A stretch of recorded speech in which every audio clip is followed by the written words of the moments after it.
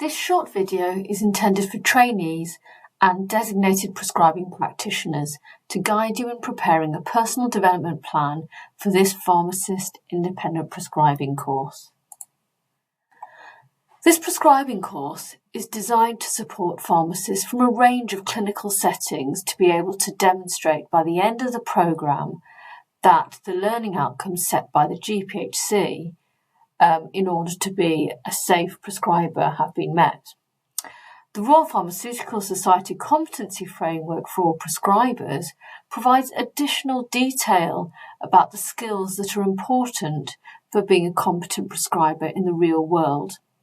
Now, highlighted here are a couple of examples of competencies that are not stipulated by the GPHC but are important for being able to function as a prescriber. Now, your PDP is your opportunity to identify these elements from the competency framework that you think you don't currently meet. Your PDP is also your opportunity to think about learning opportunities specific to your scope of practice that relate to the competency framework. So, for example, here we can see competency 5.3 in the framework is about identifying reliable sources of information about their condition, medicines, and treatment of the patient. So you may want to go and find out what is available both nationally and locally that is tailored for the needs of your patient population that you'll be focusing on within your scope of practice. So now that we've talked about what the PDP is for, let's look at what you need to do. So there are 3 key steps that you need to plan. Firstly, review the RPS competency framework and prioritise objectives that you think are important for you to address in order to be able to function effectively as a prescriber once you receive your qualification. You should identify between 3 to 5 objectives, depending upon how challenging it will be to fulfil the objectives. So how much work it will involve to get where you want to be, basically. And when we're reviewing your PDP, we will ask you to revise it if it's too ambitious to complete within the time frame of the programme, but also if it's not ambitious enough. So you're looking to plan carefully and allocate work that is likely to require you to spend around 15 to 20 hours to address all of the objectives that you identify in your PDP. So how you phrase your objective is really important in terms of whether it's something that can actually be measured. So, for example, here, we're looking at access and interprets all available and relevant patient records. If you say that something that you want to do is to improve your knowledge of something, that can't be measured without essentially giving you a test at the start and then again at the end to see whether you've improved. So instead, you need to phrase something based on what you'll actually be able to do at the end. So let's look at, here is a couple of examples. On the left is an example of something that's not phrased quite correctly, because it says here you're going to become quicker at accessing available patient records.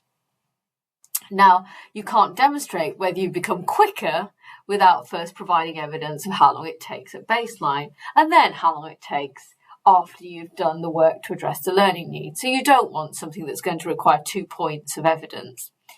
The other issue we have here is that it's not specific to you. It's a very generic learning objective. So on the right, we have an example of a learning objective that is phrased appropriately. So we can see here that it is something that's actually measurable, because it's said here that I'll be able to find here the details of lifestyle, blah, blah, blah. So the evidence can be, say, you sitting with your DPP and showing them that you can find these bits of information. So it is something that's measurable, and it's also specific. So you've got specific information about the fact that you want to do this, that you want to use the patient record system, System 1, and you want to find information about lifestyle characteristics, repeat and acute prescribed medicines, examination finding, hospital letters. So you've been really specific about the patient records that you'll be using and what it is that you want to be able to access. So a few more examples of things, pitfalls, and how you can address those. So avoid terms like "I want to learn," because you can't really demonstrate whether or not you've learned something terribly easy. But what you can say is, "I want to be able to describe. I want to be able to list." Similarly, demonstrating understanding is difficult, but you can say, "I want to be able to explain." And if you're able to explain something to your DPP, for example, that demonstrates, therefore, understanding. And as I've already mentioned, you want to avoid anything that is relative to how you are now. So avoid things like improve, enhance. Instead, say where you want to be at the end, like demonstrate. So putting this all together, the third step, this is what it might look like. So on the left-hand side, we've got the objective that we just looked at. So demonstrate in System 1 how to find details of lifestyle characteristics, repeat meds, etc. Then we've got the activities that you're going to undertake in order to address that objective. So here we've got, I'm going to read the System 1 help guide, and I'm going to observe a colleague as they navigate System 1. And that should help me then be able to demonstrate how to find these things. The activity then that I'm going to use to demonstrate that I've fulfilled my planned objective is I will then sit with my DPP and show them that I know where to find these details on System 1. I've set a target date by when I want to be able to do that, and I've done that quite early on in the programme because I think I really need to find these bits of information early on. And then I've identified in the programme learning outcomes the outcomes that kind of relate to this objective that I've set myself. So being able to find these details, I think, relates to relevant investigations, being able to interpret results, because if I can't find the results, then I can't interpret them. And utilising my current systems to support prescribing. So that is the end of the brief video on how to prepare your personal development plan.